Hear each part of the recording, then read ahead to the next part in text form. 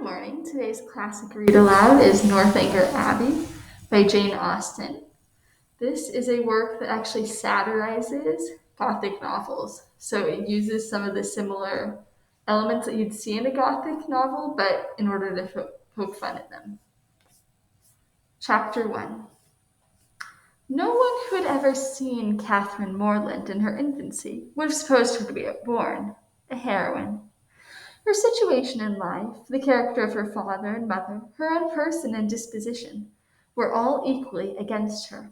Her father was a clergyman, without being neglected or poor, and a very respectable man, though his name was Richard, and he had never been handsome. He had a considerable independence, besides two good livings, and he was not in the least addicted to locking up his daughters. His mother was a woman of useful plain sense, with a good temper, and what is more remarkable, with a good constitution. She had 3 sons before Catherine was born, and instead of dying and bringing the latter into the world, as anybody might expect, she still lived on, lived to have 6 more children, to see them growing up around her, and to enjoy excellent health herself. A family of 10 children will always be called a fine family, where there are heads and arms and legs enough for the number. But the Morlands had little other right to the world, for they were in general very plain, and Catherine, for many years of her life, as plain as any. She had a thin, awkward figure, a sallow skin without color, dark, lank hair, and strong features. So much for her person, and not less unpropitious for heroism seemed her mind.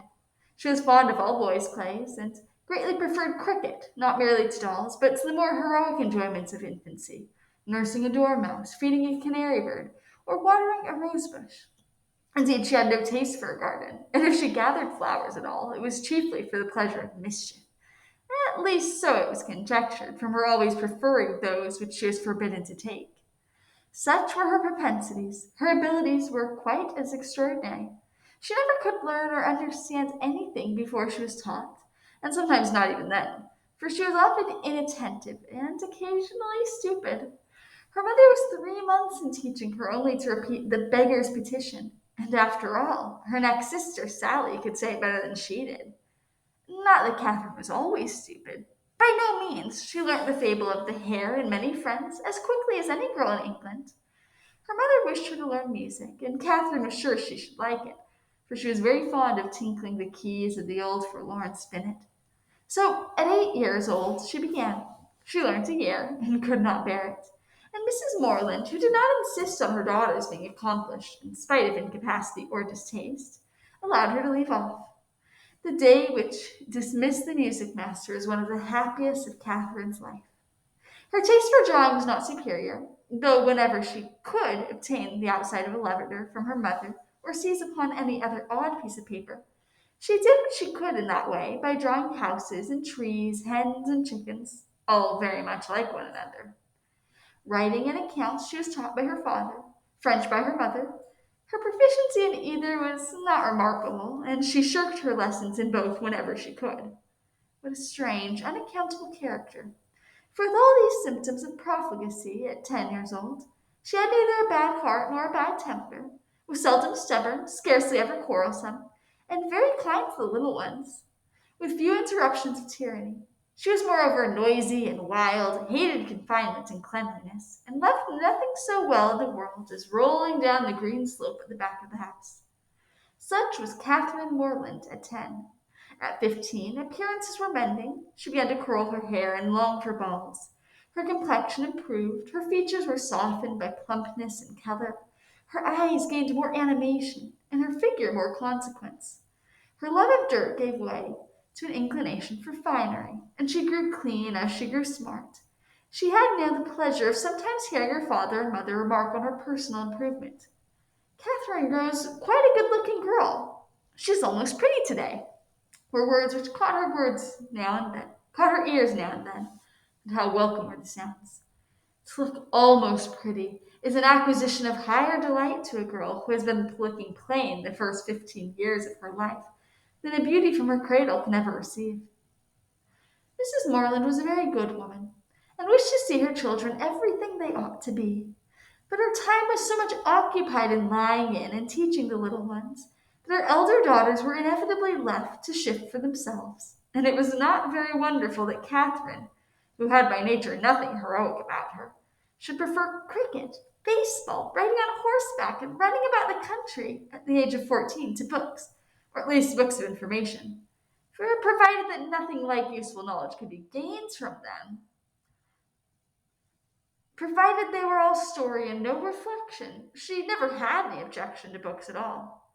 But from 15 to 17, she was in training for a heroine. She read all such works as heroines must read to supply their memories with those quotations which are so serviceable and so soothing in the vicissitudes of their eventful lives. From Pope she learnt to censure those who bear about the mockery of woe. From Gray, that many a flower is born to blush unseen and waste its fragrance on the desolate air. From Thomson, that it is a delightful task to teach the young idea how to shoot. And from Shakespeare, she gained a store of information, amongst the rest that trifles light as air are to the jealous confirmation strong as proofs of holy writ, that the poor beetle which we tread upon in corporal sufferance feels a pang as great as when a giant dies, and yet a young woman in love always looks like patience on a monument smiling at grief. So far, her improvement was sufficient, and in many other points she came on exceedingly well. For though she could not write sonnets, she brought herself to read them, and though there seemed no chance of her throwing a whole party into raptures by a prelude on the pianoforte, on her own composition, she could listen to other people's performance with very little fatigue. Her greatest deficiency was in the pencil. She had no notion of drawing, not even to attempt to sketch her lover's profile, that she might be detected in the design. There she fell miserably short of the true heroic height. At present she did not know her own poverty, for she had no lover to portray. She had reached the age of 17 without having seen one amiable youth who would call forth her sensibility, without having inspired one real passion, and without having excited even any admiration, but what was very moderate and very transient. This was strange indeed. But strange things may be generally accounted for if their cause be fairly searched out. There is not one lord in the neighborhood, no, not even a baronet. There is not one family among their acquaintance who had reared and supported a boy accidentally found at their door. Not one young man whose origin was unknown. Her father had no ward, and the squire of the parish no children. But when a young lady is to be a heroine, the perverseness of forty surrounding families cannot prevent her. Something must and will happen to throw a hero in her way. Mr. Allen, who owned the chief of the property about Fullerton, the village in Wiltshire where the Morlands lived, was ordered to Bath for the benefit of a gouty constitution, and his lady, a good-humoured woman, fond of Miss Morland, probably aware that if adventures will not befall a young lady in her own village, she must seek them abroad, invited her to go with them. Mr. and Mrs. Morland were all compliance, and Catherine all happiness. All right, this is a fun one. If you want to read more of Northanger Abbey, visit Gutenberg.org.